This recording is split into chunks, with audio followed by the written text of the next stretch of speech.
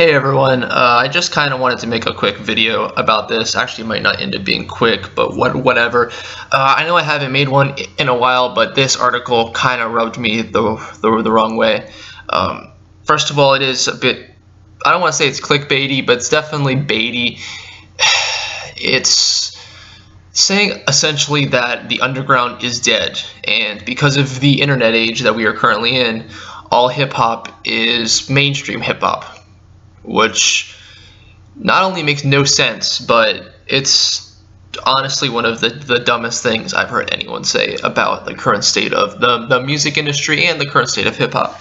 But fine, let's dive into it. First, I'd like to make a quick point.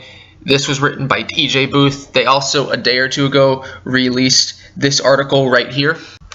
On this article, they essentially released best hip-hop and R&B albums of the decade so far. And just look at the thumbnail, and you can see a lot of albums that shouldn't be there. And there's nothing underground about that list at all. So these writers aren't exactly experts on the underground. They aren't exactly people who are in the know or those who are paying attention. I mean, anyone who tells me that Future or Rihanna, hell, even Chance has a top album of the decade, anyone who says that has no credibility, period. Anyone who puts My Beautiful Dark Twisted Fantasy next to Yeezus has no credibility, because one is fantastic and one is terrible. The terrible one is Yeezus. This doesn't exactly help their case about understanding the dynamics of mainstream and underground hip-hop, does it? So anyway, now that we see who's making it, you have to understand their point of view. They're obviously going to be more into mainstream stuff. They might not even know much about the underground, and when you read this article, it comes off like they don't know anything about the hip-hop underground. They lose a lot of credibility if you see that other article page. So yeah, that kind of hurt this article for me going in, but fine. Let's talk about the first reason why there is still a divide between the mainstream and the underground. That reason is, simply put, the financial aspect of it all. If tomorrow Jay-Z and Uncommon NASA decided to drop an album, which one would sell better? Which one would get more hype? Which one would be talked about more by publications? Which one would be all of that? I mean, and it's not to say that Jay-Z is better than NASA.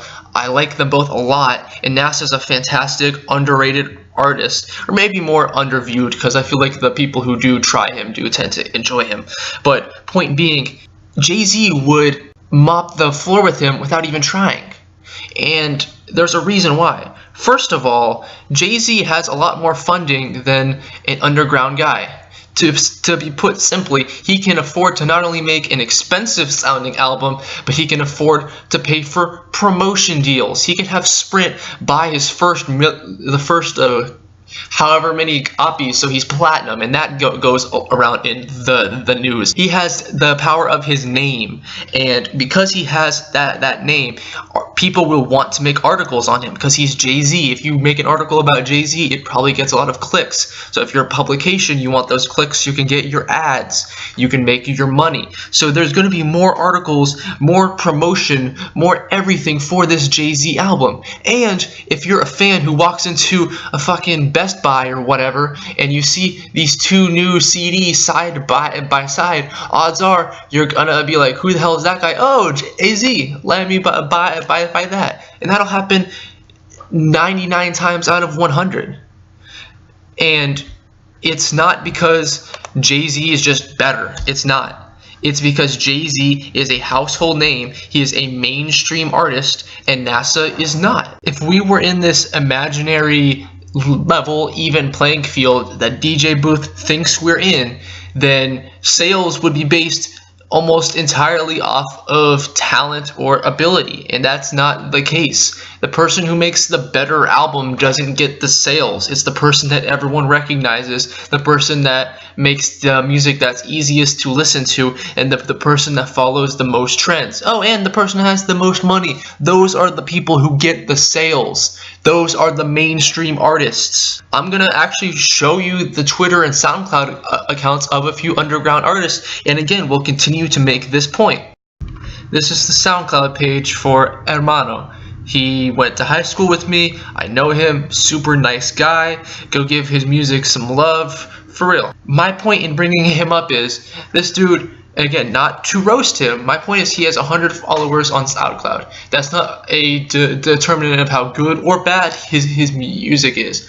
But is this guy mainstream? Are you seriously? Are you a writer at DJ booth going to sit here and tell me that some dude who makes a SoundCloud and is putting his heart into his music, who may not be popular, is just automatically mainstream? You can't. You absolutely can't. And that's regardless of sound. There's going to be tons of dudes on the internet, tons of women as well, who are just making the music they want to make. Just because Twitter exists and SoundCloud exists, it doesn't mean that everyone on it is mainstream. And anyone who thinks that, again, is an idiot. And don't try the explanation, oh, he's not underground, he's indie. What? The point of saying he's indie means he doesn't have a record label's backing. I get that, and that is true. But when you say underground and mainstream, do you actually think this guy has the same chance of exposure as, again, Kanye, Jay-Z, Future? With all this being said, a lot of love to Hermano, a lot of love to these other examples. Again, give this dude some love. This is not a point for or against his music. I like stuff that's underground as much as I love stuff that's mainstream. I just don't like the idea of knocking someone's hustle. If this guy were to blow up one day off of just pure hard work and grind and got himself to 20K followers, are you going to honestly sit there and say, well, I mean, the internet's there, it's a level playing field, he didn't really have to try, he had the same exact chance as Kanye to blow up, it's not really a big deal. Time to use another really good artist as our example here. Short Fuse, Chicago MC. He has a lot of stuff that I like. Hell, this year his verse on God's Aim, which was on NASA's album, was freaking good. I loved it. But with this, is he not an underground? I mean, are you kidding me? You can't go to your co-worker who is a Future fan and be like, hey, you heard the new Short Fuse track?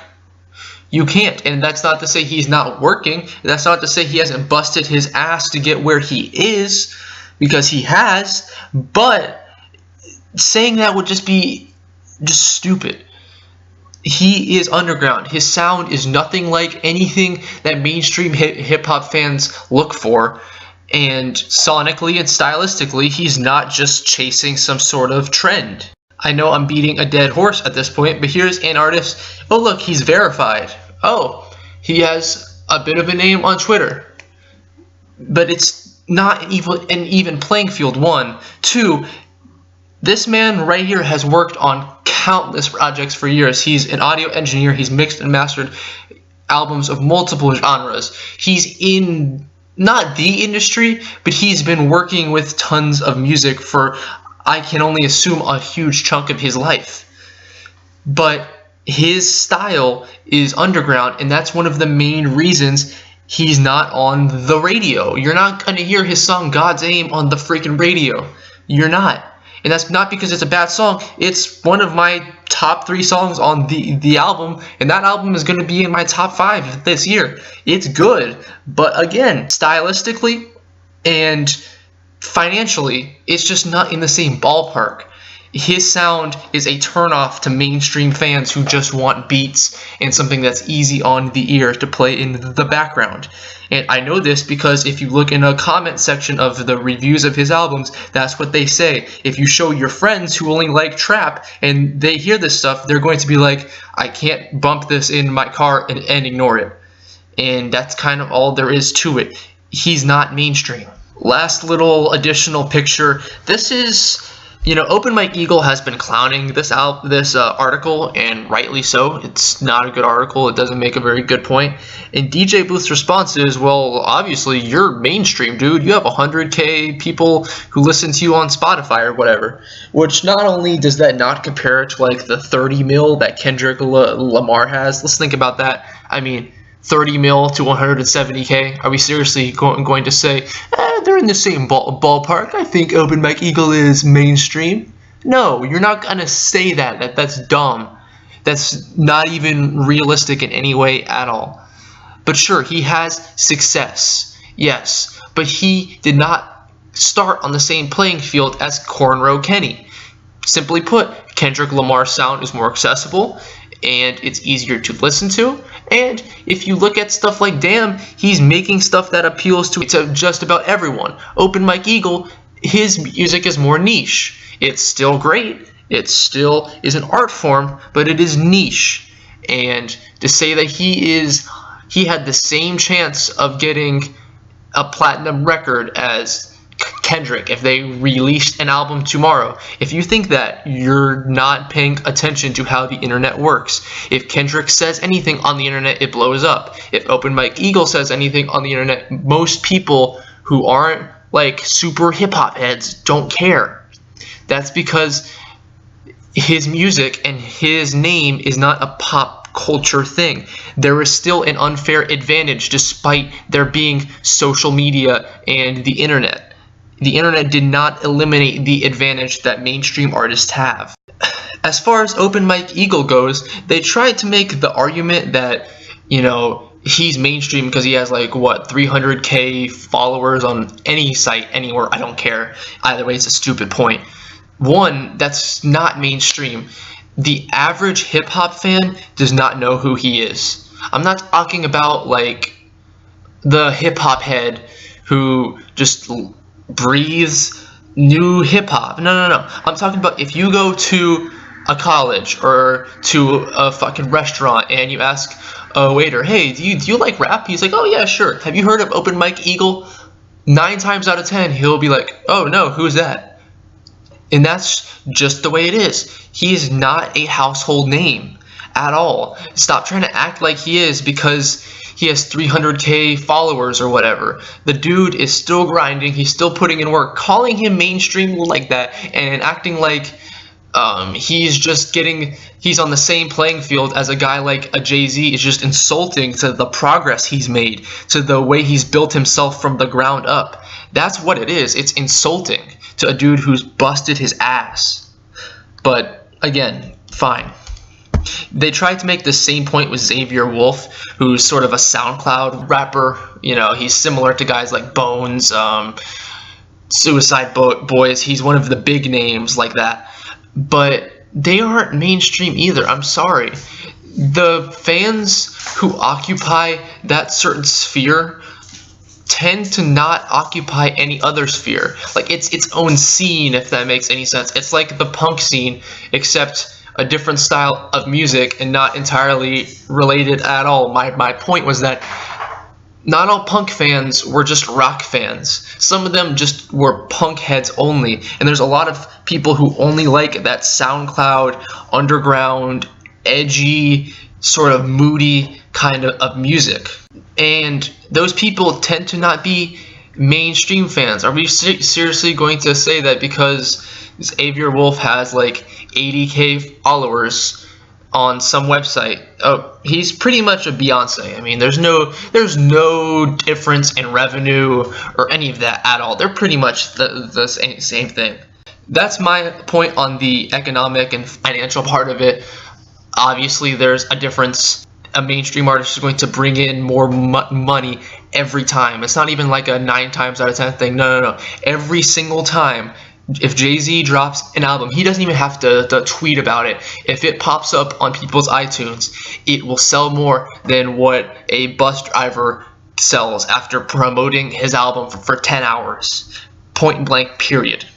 So that's one way to explain why you're wrong. Now let's talk about the differences here, essentially. Most mainstream hip-hop artists are following the current trend, which is trap. All of them. I mean, just about all of them. And the ones who aren't are household names. The only extremely popular rap albums that came out that weren't trap influenced were, I believe, 44. That one might have actually been the only one I can think of. Someone else can remind me, but if you make the point of that album being mainstream and popular, it's probably because of the person who made it. Like Jay-Z has a massive name. Everyone knows who he is. Just about everyone in America. If you said the name Jay-Z, people would recognize it in a heartbeat, even if they've never heard of his stuff. It could be some dude who only likes rock and never listened to rap, but he would have heard of Jay-Z either from his title stuff, either from being around Beyonce, or just from being friggin' Jay-Z. Hell, even basketball fans, everyone knows about him because of the Brooklyn Nets. There's no way that his album wouldn't sell. He doesn't have to follow the trap trend, but every other mainstream hip-hop artist does, and they do. You can make this argument that there's no underground and no mainstream the moment I see an experimental, abstract hip-hop artist make the radio, top the charts. If I see kids who went to high school with me tweeting about the new Clipping album, I will believe that there's no underground and mainstream. But there is, and that won't happen. But I've seen tweets from girls who used to listen to One Direction, so obviously they're major mainstream pop fans, and their freaking group chat name is Gucci Gang. I would also like to make the point that it's typical that mainstream hip-hop artists, particularly those who are just coming in for the trend and leaving right afterwards, those guys tend to do it more for a quick buck. Now, my point in saying this isn't saying that underground artists aren't trying to make money. Obviously, they are. They have families to feed like anyone else. But they're trying to make art that lasts a long time and has longevity, and hopefully their career will have longevity. You don't see these kinds of artists just chasing a trend and then burning out after a year because no one cares anymore. These artists are in it for the long game. These artists are in it for the art form. They are in it to make timeless pieces of art, and that is the ultimate goal. Obviously, it's different for every artist, but that's the perception that an underground artist will give off when you put them right next to a guy like Designer or Lil Pump. So, obviously, artistically, anyone who pays attention to hip-hop scene right now knows that there's a difference between the mainstream and the underground. But they made another point that I really want to touch on quick. They said that underground artists are now just independent artists. There aren't underground, but there's indie artists. No. That's all I have to say about that. Just no, that's not correct. First of all, Chance tries to call himself indie. Chance the freaking rapper. The dude who is mainstream as hell, and publications tout him as this indie guy. He doesn't need those labels when he's obviously funded by Apple and tons of other companies, but I digress. Independent just doesn't describe it well enough, because there's plenty of hip-hop artists who are signed to major labels that no one in the mainstream world gives a shit about. When was the last time you've seen your regular dime a dozen hip-hop fan tweet about the new freaking Sci-Hi the Prince album? Not very often. It's usually some sort of hip-hop head, or at least someone who's somewhat paying attention. You're not gonna get the same people who listen to just Lil Pump talking about, oh, Sci-Hi the Prince had a new album, I better check that out. I didn't check what his label is. I'm pretty sure it's Def Jam, but people don't care about that. And that's just one example. I want to list off more, but again, I didn't check who's signed to a major label or not, but I know there are people signed to labels that are big name and have that kind of backing, per se, who are not in the mainstream and who are not seeing commercial success. To wrap up this video that's too long, This article is just wrong. It ignores any sort of financial reasoning, and it, worst of all, ignores the artistic merit of underground rap. Underground rap isn't underground to be underground. It's underground because it cares more about the culture than it does making a quick buck off of a trend. It cares about longevity rather than that initial spike in revenue that you get from making a song like Designer did with Panda, and now who cares about him? Underground artists care more about their longevity, their artistic expression, and they want to make their money off of that, not quick trends. And again, anyone who's paying attention would be able to recognize that. So anyway, thank you for sticking with me through this entire thing. Let me know what you thought of this article. I'm going to put it in the description because that's fair is fair, essentially. And yeah, so thank you for watching. Hopefully lists will come up soon, and I'll see you then. Bye-bye.